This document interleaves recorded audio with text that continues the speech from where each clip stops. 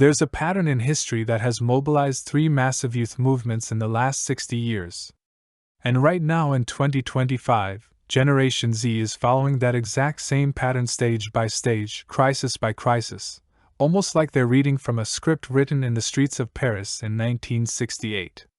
In May 1968, French students occupied the Sorbonne. Within days, 10 million workers joined them on strike.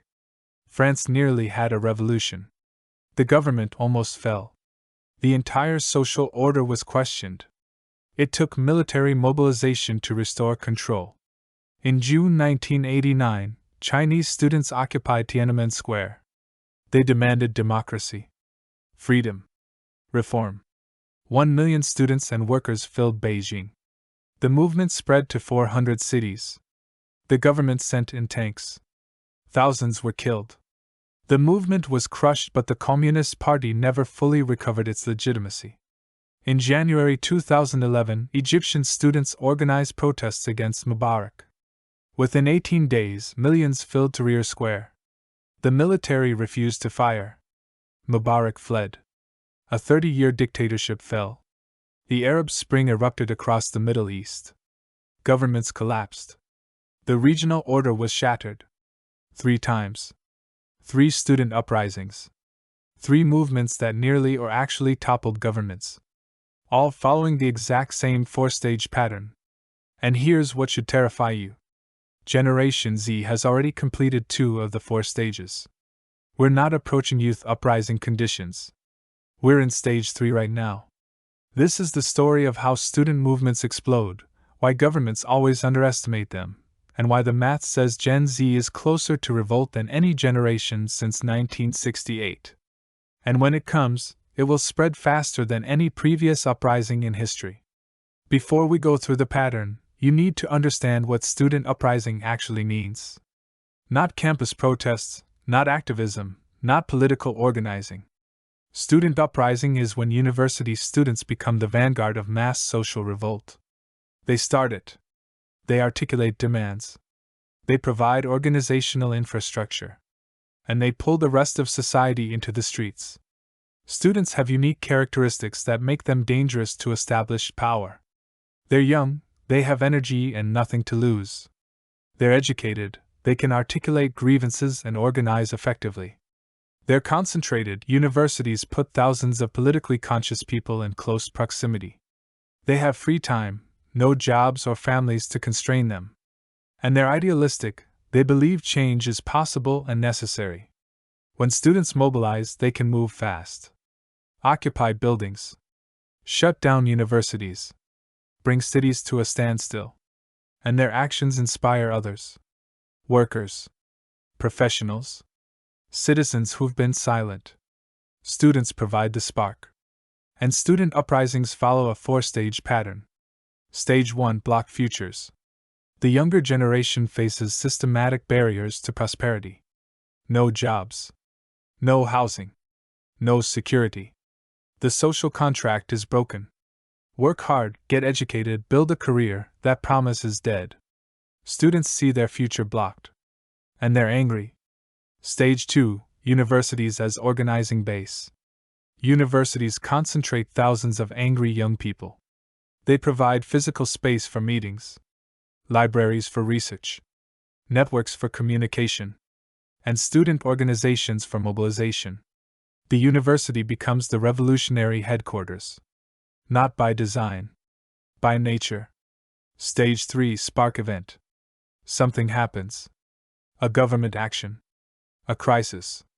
An injustice too obvious to ignore. Students respond with protest. The protest escalates. And suddenly thousands are mobilized. Stage 4: rapid cascade. The student action spreads beyond campus. Workers join. Professionals. Citizens. Social media amplifies and accelerates.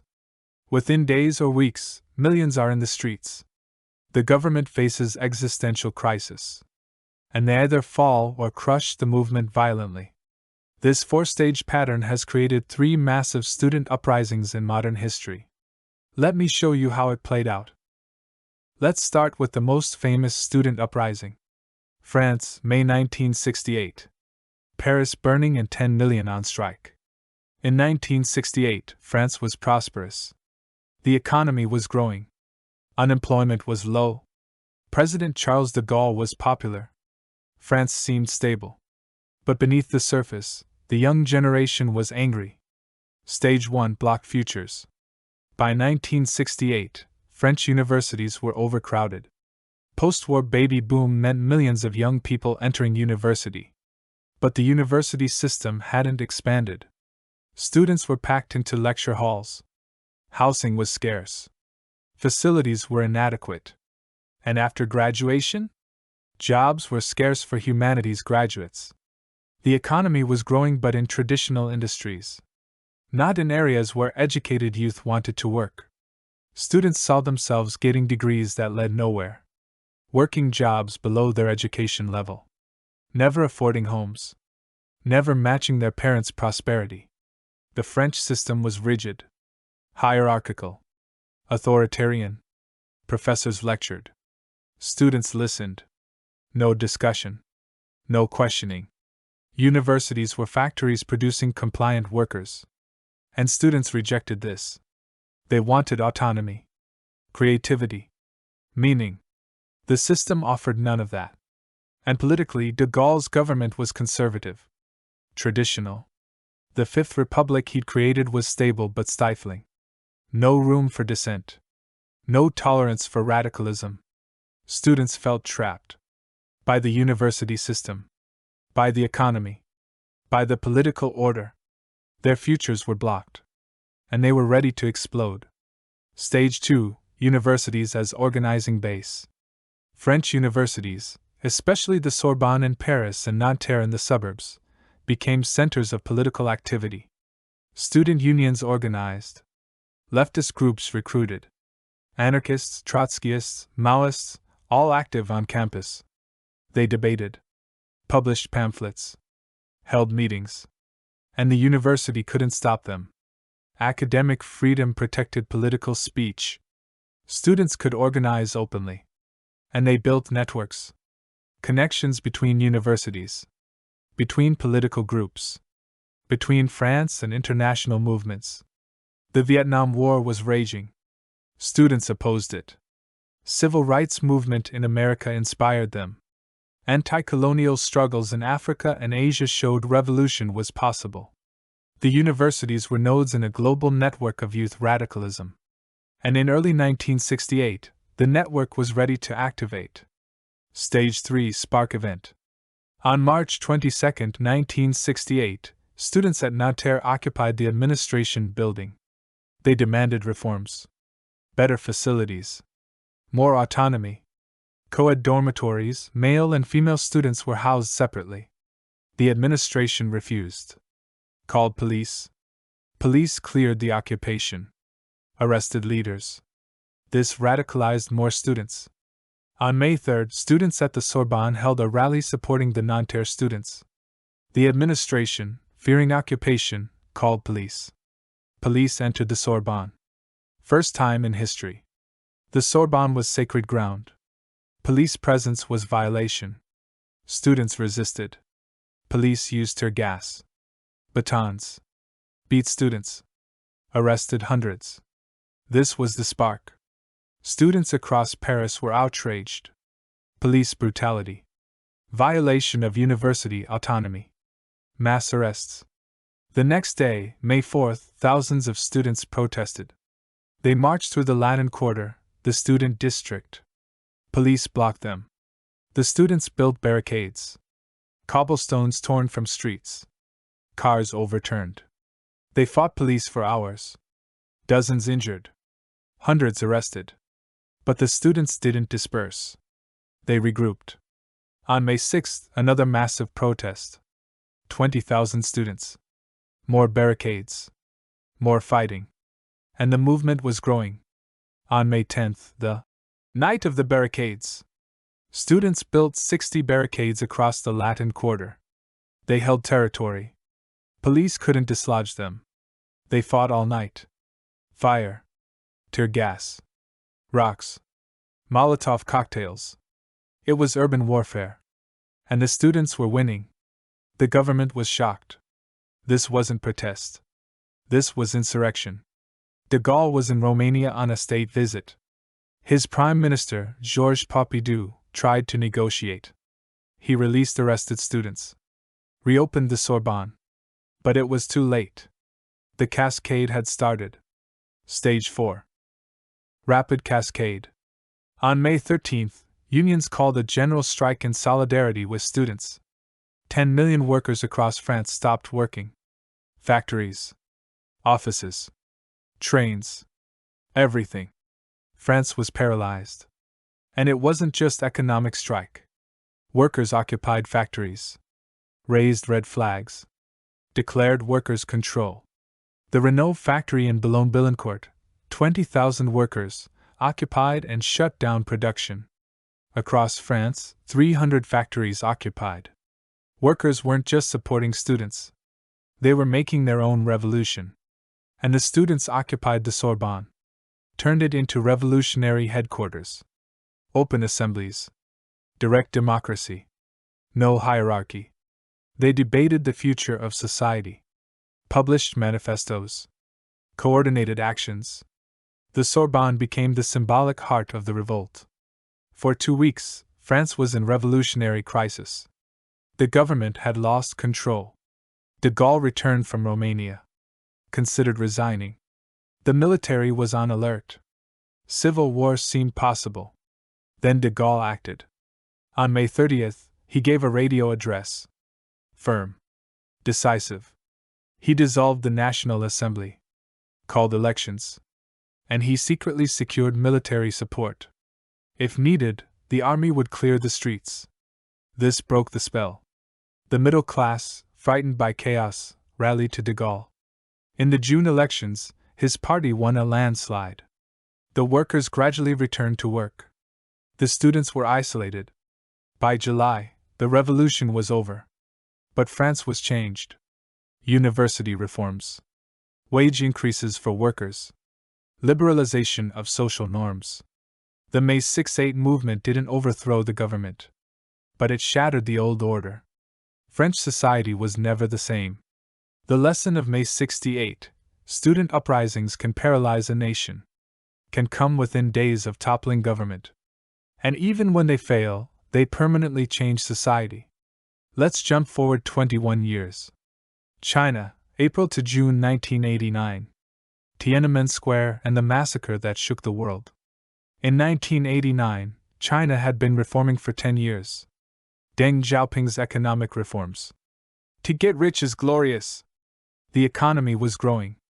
But inequality was exploding. Corruption was rampant. And politically, the Communist Party maintained total control. No democracy. No freedom of speech. No political reform.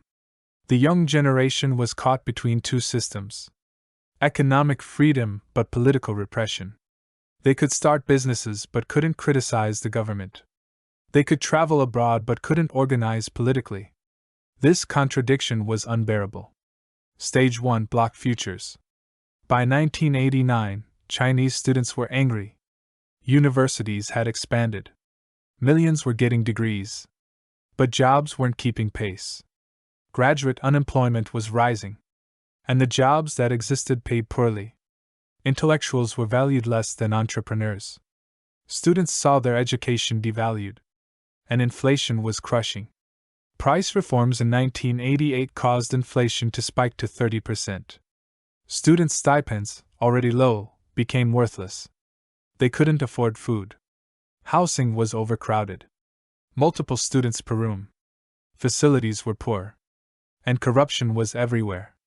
To get a good job, you needed connections. Guanxi. Without connections, your degree meant nothing. The system was rigged. Party members got the best opportunities. Their children got the best jobs. Ordinary students were locked out. And politically, there was no outlet. No free press. No opposition parties. No way to express grievances except silently. Students felt trapped. And hopeless. Their futures were blocked. Stage 2, universities as organizing base. Chinese universities, especially Peking University and Tsinghua University in Beijing, were centers of intellectual ferment. Students studied Western political theory, democracy, human rights, freedom of speech. They knew alternatives existed, and they formed discussion groups, democracy salons. They met, debated, shared forbidden books. And despite surveillance, the groups grew. The party knew about them, tolerated them to a degree. Universities were given some autonomy. As long as activities stayed on campus, the party didn't crack down. But the networks were building. Students across universities connected. They shared ideas, coordinated, and they were inspired by international events. In 1989, communism was crumbling in Eastern Europe. Poland was holding elections. Hungary was opening borders. The Soviet Union was glasnost and perestroika. If communism could reform there, why not China? Students believed change was possible, and they were ready to push for it. Stage 3 Spark Event. On April 15, 1989, Hu Yaobang died. Who was a reformist Communist Party leader. Popular with students. He'd supported political reform, loosening control. But in 1987, he was forced to resign after student protests. Conservatives in the party blamed him for being too soft. His death was seen as tragedy. Loss of a reformer.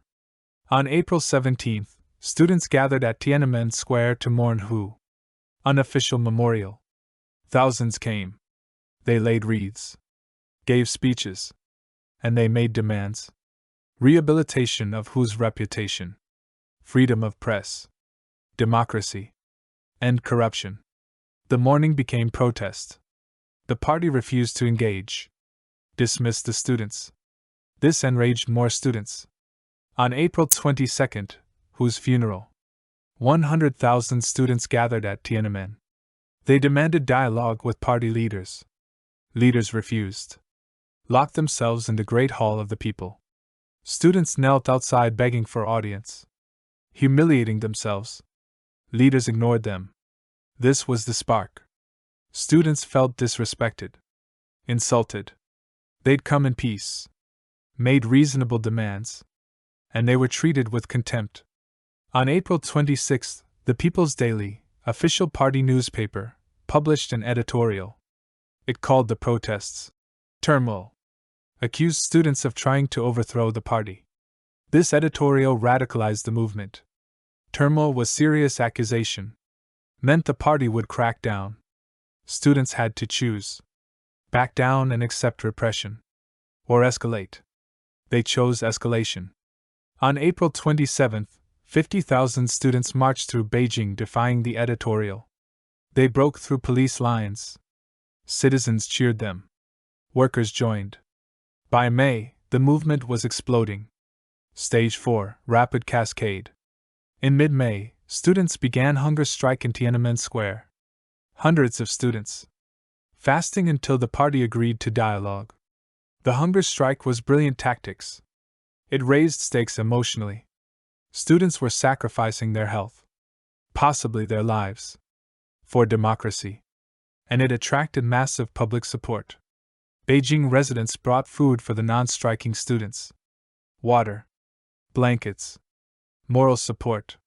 Workers began organizing independent unions. Journalists published articles supporting students. Intellectuals signed petitions.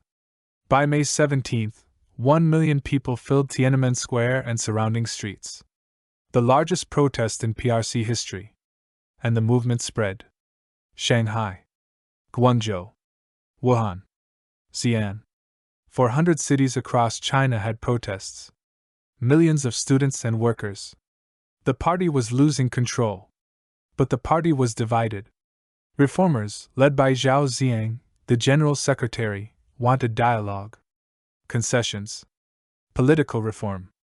Hardliners, led by Li Peng and supported by Deng Xiaoping, wanted crackdown. On May 19, Zhao visited the hunger strikers in Tiananmen. He apologized. Said it was too late for him to help. He was crying. He knew what was coming. That night, Li Ping declared martial law. The military was mobilized. 300,000 troops ordered to clear Beijing. But the troops couldn't reach the city center. Citizens blocked them. Hundreds of thousands of Beijing residents, workers, families stood in front of military convoys. Argued with soldiers. Explained the students were peaceful. The soldiers hesitated. Some units refused orders. The military advance stalled. For a week, Beijing was in standoff.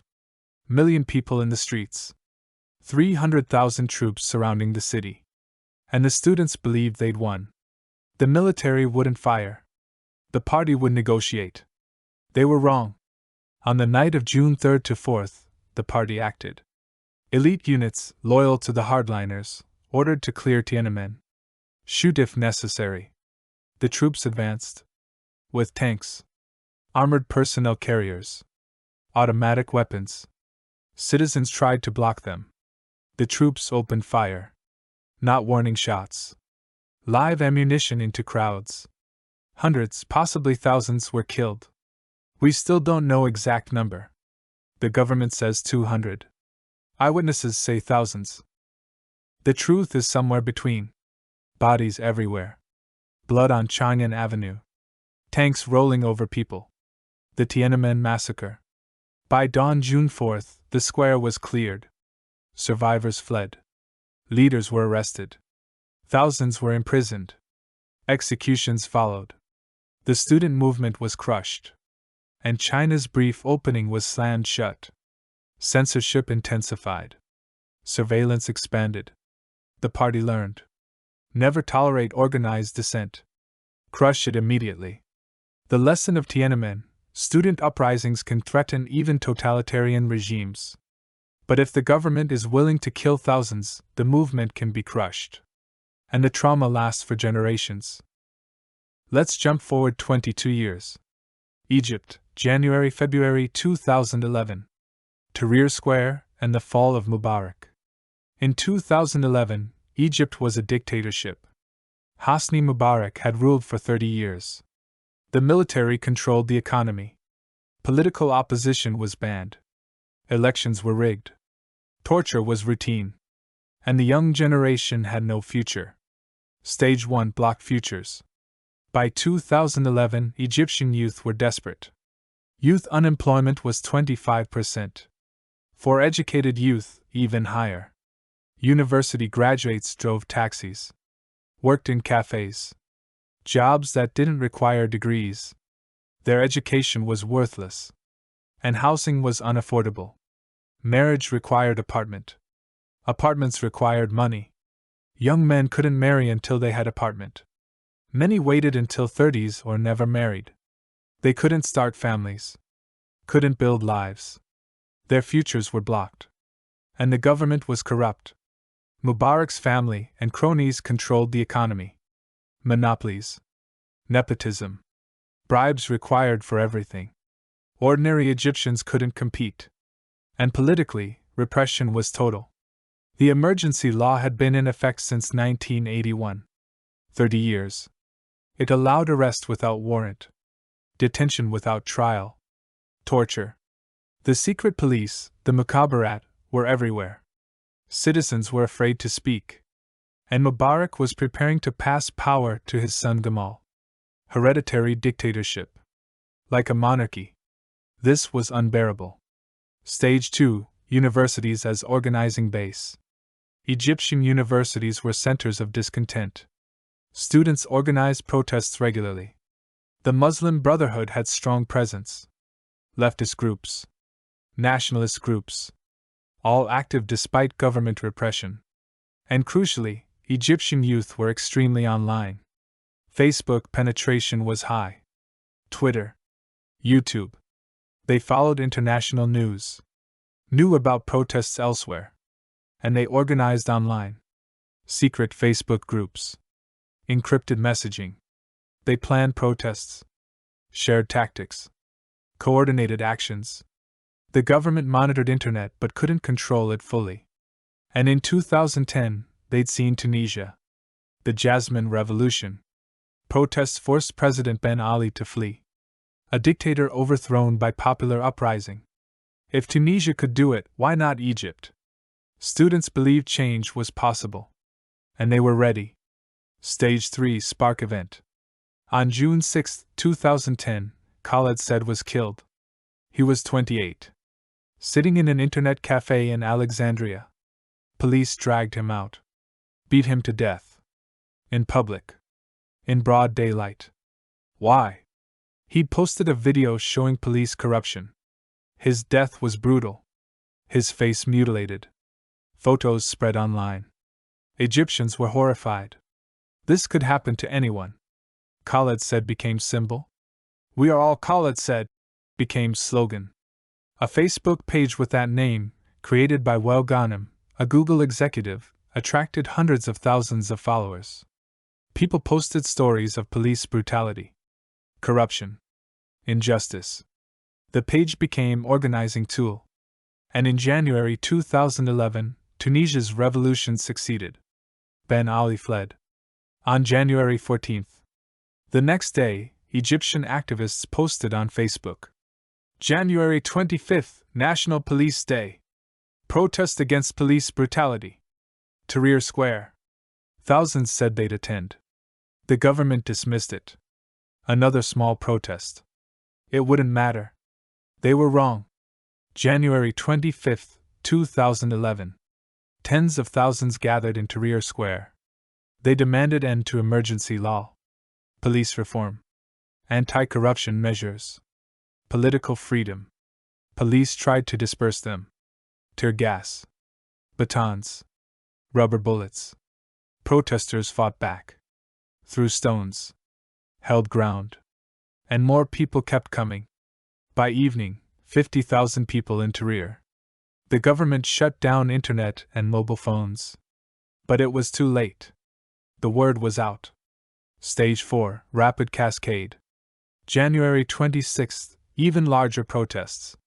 100,000 people. January 27th, worse. Police losing control. On January 28th, Friday of anger. After Friday prayers, millions poured into the streets. Cairo, Alexandria, Suez. Every major city. Police fought for hours. Then they broke. Retreated. The military was deployed. Tanks in Cairo. But soldiers didn't fire. They were conscripts. Sons of the people. They wouldn't kill protesters. The military announced neutrality. And Mubarak was isolated. For 18 days, millions occupied Tahrir Square. They created autonomous zone. Organized security. Medical care. Food distribution. Direct democracy. Open assemblies. Debates about Egypt's future. It was revolution. And the international community watched. Obama called for transition. European leaders pressured Mubarak. He tried to hold on.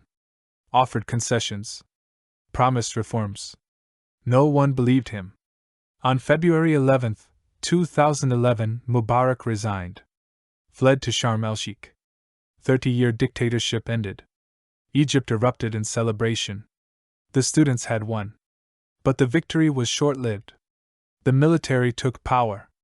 Supreme Council of Armed Forces. They promised transition to democracy. Elections were held. Muslim Brotherhood won. Mohamed Morsi became president. But he was incompetent. Autocratic. The economy worsened. In 2013, the military, led by General Abdel Fattah el-Sisi, launched a coup. Overthrew Morsi. Killed hundreds of Brotherhood supporters in Rabah Square. Sisi became president. And he's been more repressive than Mubarak. Thousands imprisoned. Torture routine. Internet monitored. Opposition crushed. The revolution was stolen. But the students had proven it was possible. They'd overthrown a dictator. And their example inspired uprisings across the Arab world. Syria. Libya. Yemen. Bahrain. The Arab Spring. Some succeeded temporarily. Some were crushed. All were inspired by Tahrir Square. The lesson of Tahrir Square: student uprisings can topple dictators. can ignite regional revolutions. But unless institutional change follows, the old regime returns, often more repressive than before. Now let's look at the modern potential. Generation Z, 2025. The conditions for student uprising are present in multiple countries. Not identical to 1968, 1989, or 2011. But the 4 stages are there. Stage 1: Block futures. Generation Z faces unprecedented barriers to prosperity. Student debt in the United States is $1.7 trillion. Average debt per borrower is $38,000. Students graduate with debt equivalent to a down payment on a house. But they can't buy houses. Housing prices have tripled relative to wages since 1980. Median home price in the U.S. is $400,000. Median starting salary for college graduate is $55,000. That's a 7-to-1 ratio. In 1980, it was 3-to-1. Gen Z can't afford to buy homes. Can't start families. Many live with parents into their 30s. And jobs? The gig economy. Contract work. No benefits. No security. No pensions. Work 3 part-time jobs to survive. And forget retirement. Social Security will be insolvent by time Gen Z retires. They're paying into a system they'll never benefit from. Internationally, it's worse. Youth unemployment in Spain is 30%. Italy 25%. Greece 40%. South Africa 60%. Entire generations with no economic future. And climate change adds existential dread. Gen Z knows they're inheriting a dying planet. Ecosystems collapsing. Extreme weather. Resource scarcity. And the older generations who caused it refuse to act. Gen Z's futures are blocked. Economically. Environmentally. Politically. They're angry. And hopeless. And ready to explode. Stage 2: Universities as organizing base. Gen Z is the most connected generation in history. Social media is their natural habitat. TikTok, Instagram, Twitter, Discord. They organize effortlessly. Create movements overnight. Share tactics globally. And universities concentrate them. Thousands of angry, educated, connected young people in close proximity.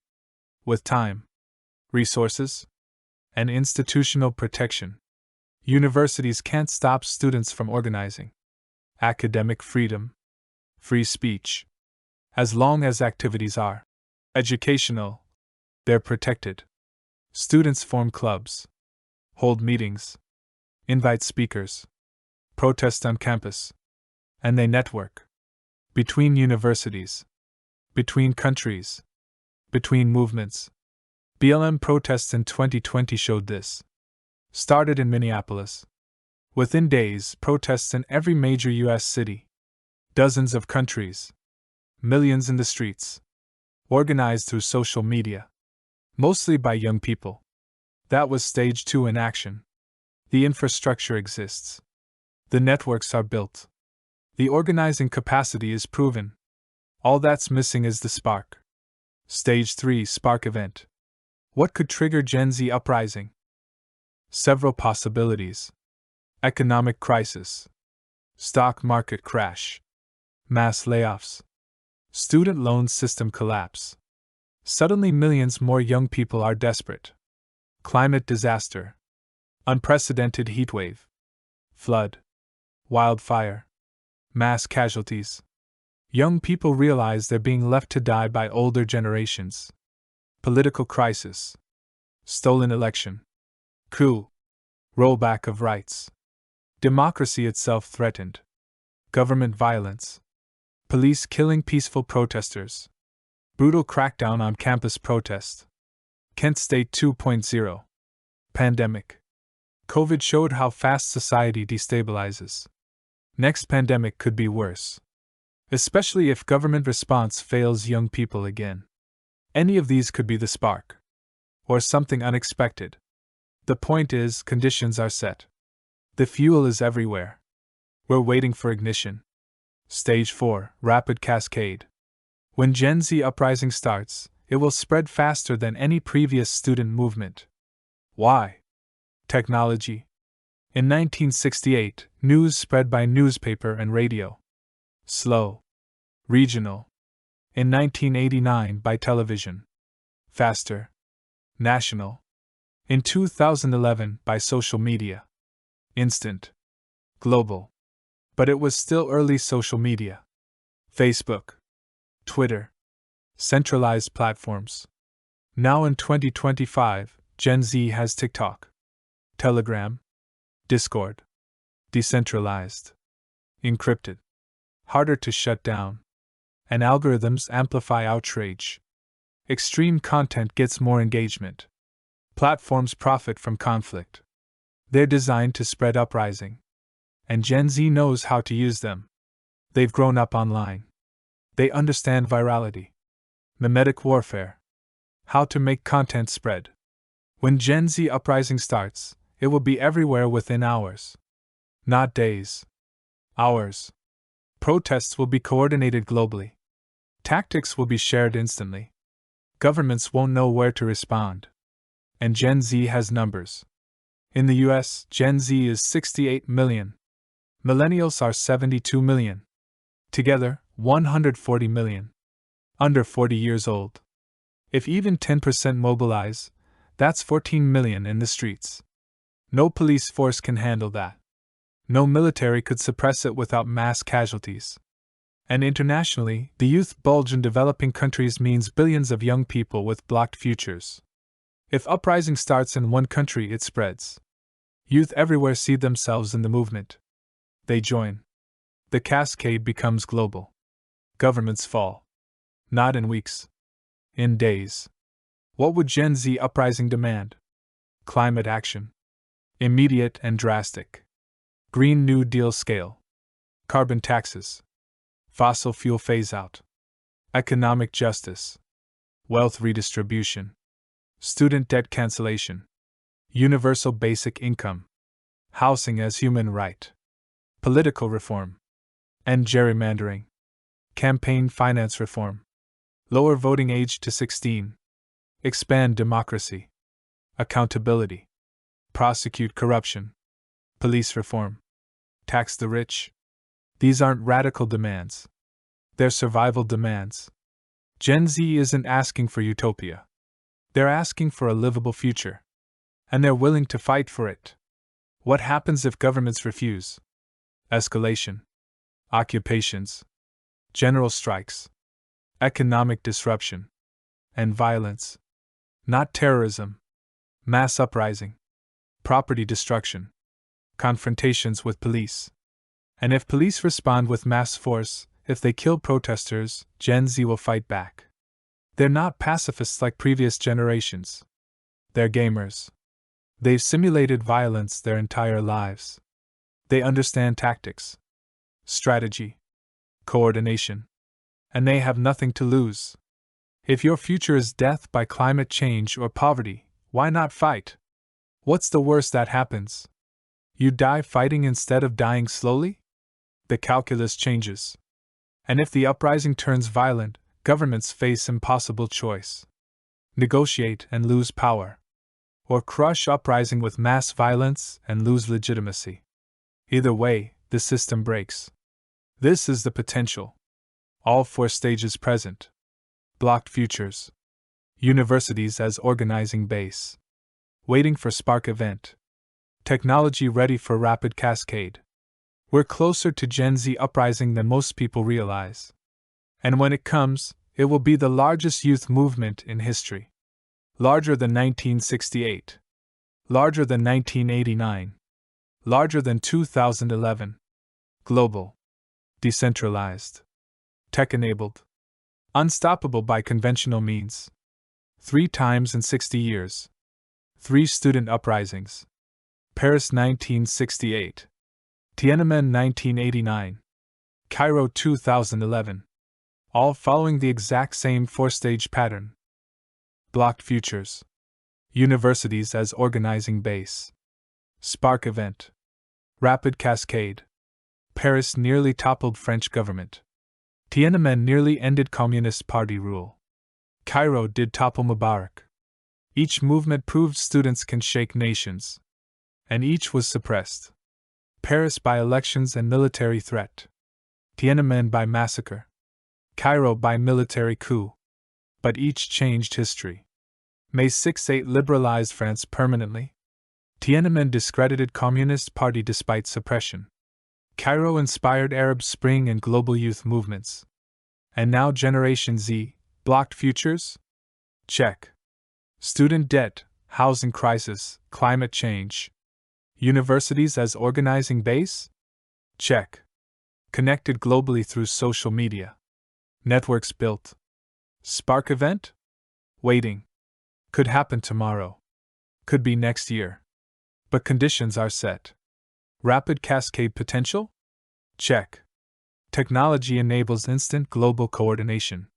When Gen Z uprising starts, it spreads worldwide within hours. We're not approaching this. We're in stage 3. One spark away from stage 4. And governments aren't ready. They dismiss Gen Z as soft. Entitled. Snowflakes. They're wrong. Gen Z is the most educated generation in history. Most connected. Most aware of global crises. And most desperate. They have nothing to lose. When they move, they'll move fast. And they'll move together. Millions. Tens of millions. Globally. The question isn't whether Gen Z uprising is possible. The question is when the spark comes, how fast it spreads, and whether governments collapse or slaughter their own young to maintain control. History shows both outcomes are possible. And Gen Z is about to find out which one awaits them.